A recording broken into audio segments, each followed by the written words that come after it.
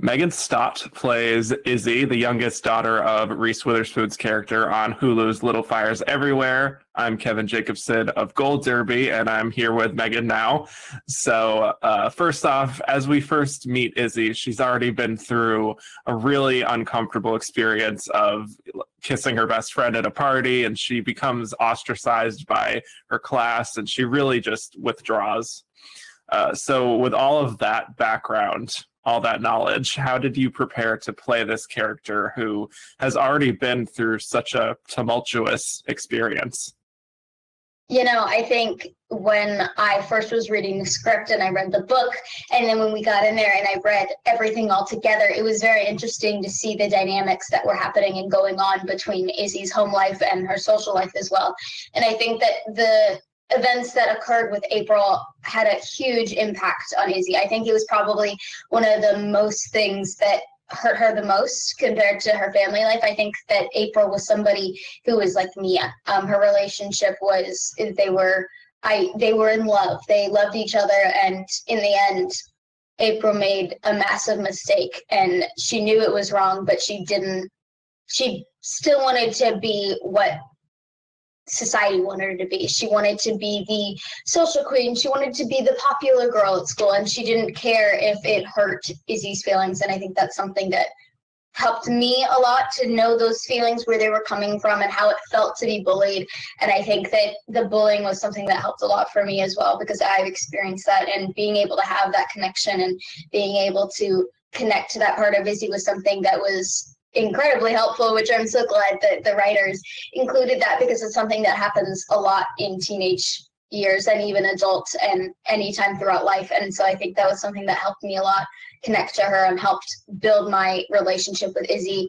And then I also think that when her family life and the sometimes happiness that she felt, and sometimes when she felt like she was having that moment of happiness, I think we can all relate to that moment where you feel like you're in love with somebody and you know that they care about you, but in the end they end up disappointing you. And I think everyone has kind of felt that some way in their lives, and I think that helped me a lot, especially because I know how it is to have friends who you eventually lose, because I mean every teenager loses friends sometimes in their life, except Izzy's relationship was just a little harsher in a sense. And I think that so many things going on with her life helped me become her. I think that her music background helped massively, because I think music is such a big part in my life, and it's huge in her life as well. And I think that we have something very special, and we were able to connect on that way, which I am so glad that they put music in there, because I was really thinking that they were not, but then she got to play the violin, and that's something that's always been dear to my heart. So it was a lot of fun to play the violin again as well. But I think that everything that she's done, I've tried to connect to in some sort of way, depending on if I could connect to it on a deeper level or a surface level, just so that I could get as close to her as possible and feel as much as her as I possibly could. Right. So what was your audition process as far as you getting cast on the show? It was actually I felt like it was probably one of my best auditions.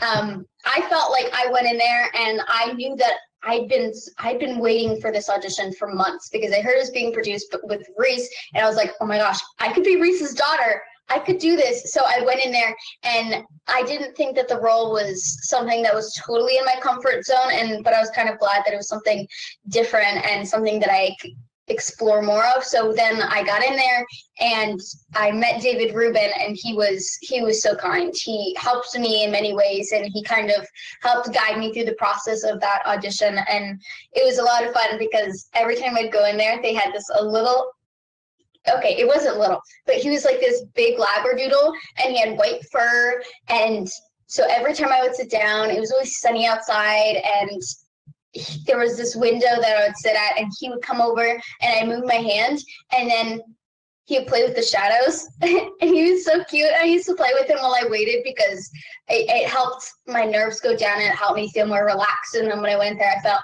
much more confident in what I was doing. But once I met everybody in the team and I was in the audition, and my first chemistry read was with Lexi, and no, not Lexi, Jade. Jade. It was with Jade. Okay, so it was with Jade, and at first I thought she was like really professional, and she was really like this type person, and then I got upset with her, and she was hilarious, and she's so fun to work with, and she was so kind. And then I got to meet Liz and Lynn, and they were phenomenal, and they were so kind to me as well. And it kind of felt like a dream come true the minute I met everyone else on the team, because it felt like I belonged in that cast, and it felt like I was supposed to be there. So I think it was probably one of the best auditions I've done, and I know that's kind of like funny and like, well, yeah, you got the role, so it's probably your best audition. But sometimes you do a really horrible job and then they end up casting me. So it all depends. Gotcha. Yeah. Well, a big part of Izzy's journey through the series is accepting her sexuality, her identity, and the 90s were a very different time period in some ways compared to now in that regard. Mm-hmm. Not totally different, obviously, but we've made progress. Mm-hmm. So how did you find your way into what Izzy is going through there at that very specific point in society in the 90s? Yeah. I think I was struck by all the social injustices that were going on, especially for Izzy at that time, and everyone in the cast as well. And I think that it was something that we all had to learn about. And for me, I had to learn a lot about the LGBT community, and I had to learn more about what it was like at that time. And I was grateful and happy enough to have Liz, and she guided me through what happened in her teenage years and how she dealt with those emotions. And we had multiple times where we would just sit there and talk to each other, and we would, sometimes when I would have coaching lessons, she would come in there and we just sit in there and we all cry together. So it was something that it was a family, and I was able to talk a lot with the writers and the directors and Liz and Lynn and Reese and Carrie, and I was able to have a lot of insight that I didn't know much about. And, in that time in the 90s, it was very, very different, and people were not accepted. People were cast out, and they were not accepted like they are today. And I think that we have come a long way, but obviously everybody still needs to grow in some way in today's time as well. But in that time, it was much more, it was a lot worse. I'll just say that. There was a lot of bullying, things were a lot harsher, people were a bit meaner, and I think that teenagers can still do that today, but they choose not to, which I'm really glad that teenagers and kids as well, and adults are stepping up and showing that they aren't that kind of person, and that they don't have to be mean just to show I don't even know what. But I think that it happened. I think that when I see the stories, I think people are so incredibly brave to come out and tell everybody what they have gone through and who they really are, instead of hiding and thinking that they aren't worthy in society when everyone is worthy. And it's just that everyone is different in some way. I mean, depending on their job or sexuality or what they want to do in life, or how they speak or how they talk or how they walk or anything like that. I think everybody is different, and they all just want to be loved and accepted. And I think that's something that I had to travel through, as well as Izzy, because she does, her entire goal in life, from my point of view, is that she just wants to be loved. She just wants somebody who will hug her in the moment when she's crying, someone who will say, I love you every single day, because that's what she needs. And even though her parents are sometimes there, like her father, he's not always there, and she needs somebody who's always there for her. And I think that is why she's so connected to Mia, and why they have such a beautiful relationship. But I think that everybody is different in life, and you never know what someone is going through, and to be able to experience some of that in my own life, and then be able to be as Izzy and ask so many questions and be able to get answers that I truly understand from people, I think it's such an amazing experience. And I think that other people in the industry also have similar experiences like that, because you have to feel like you are loved and you are being able to communicate on set, and that you have somebody who you can ask questions that you might not know, because we are teenagers and we are young and we are not adults yet. Yeah. Well, part of that conflict, obviously, is just she's so at odds with her mother so much throughout the series, and there's so much great conflict that comes out of that.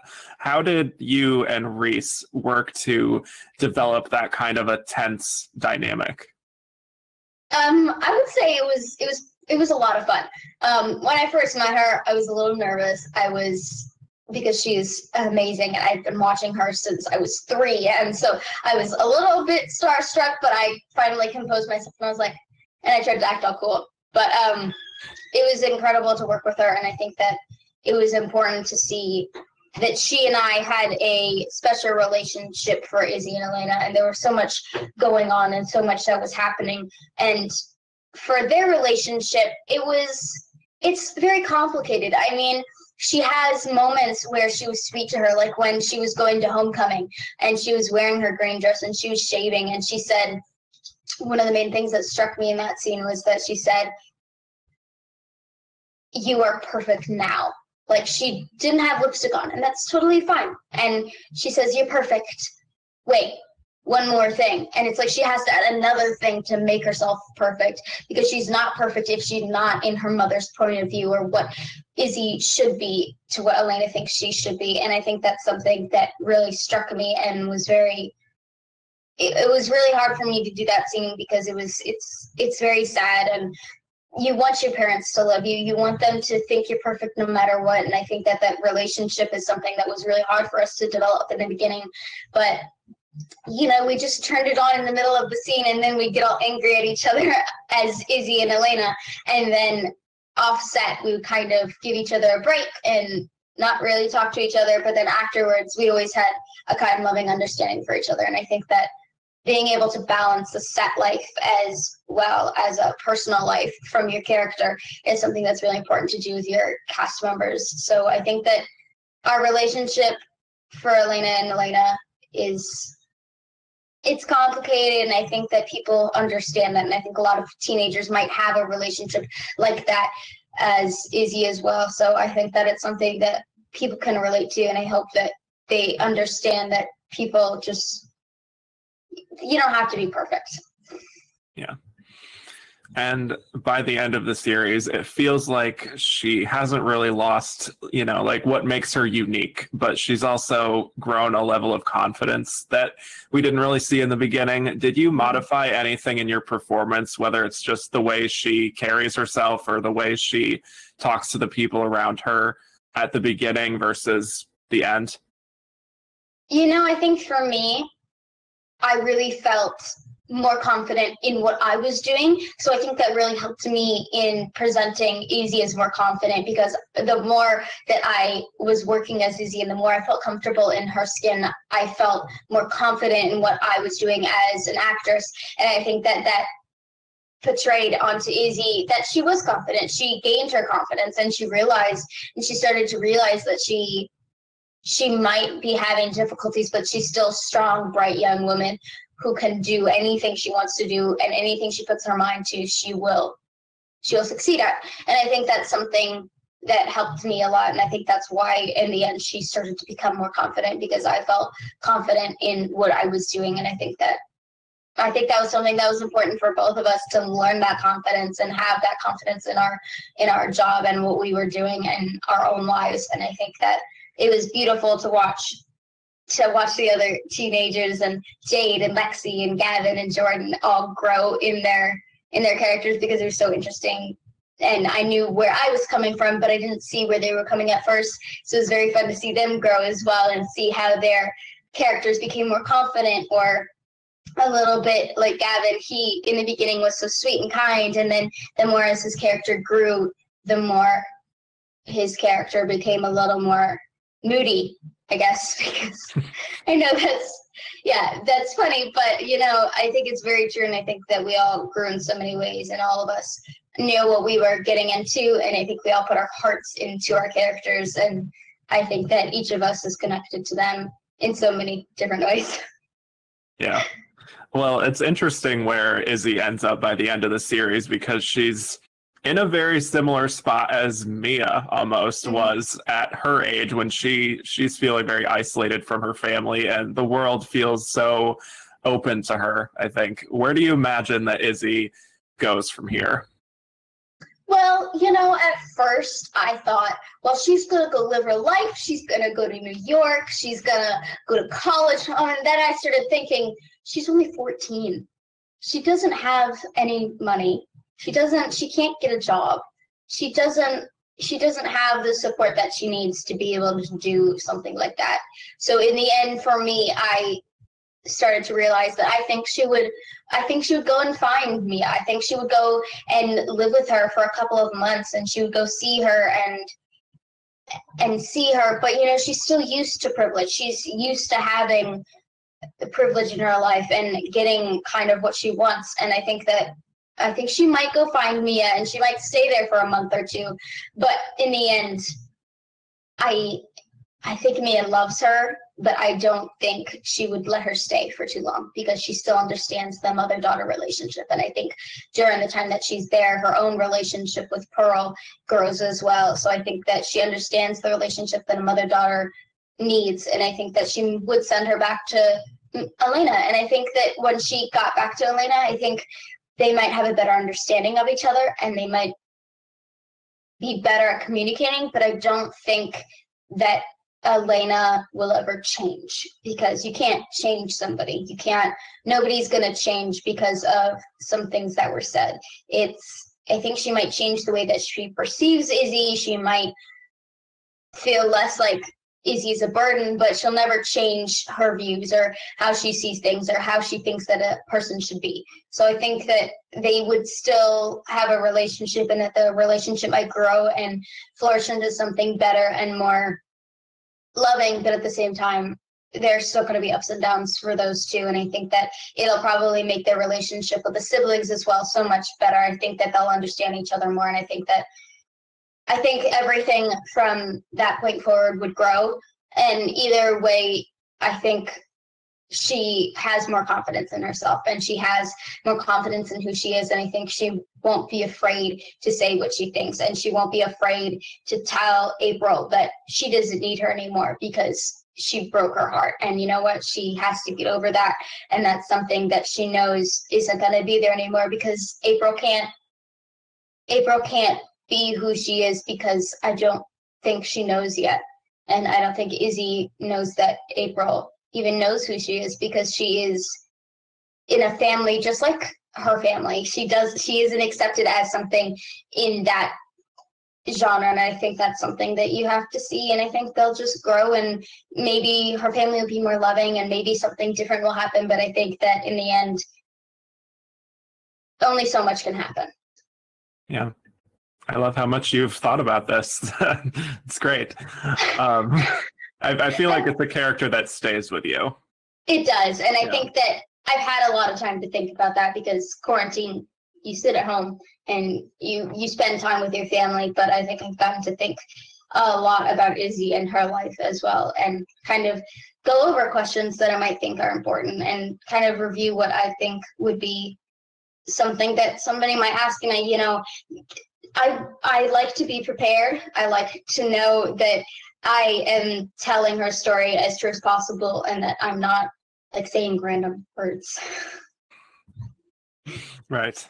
Well, thank you so much for talking to us today. We really, really appreciate it.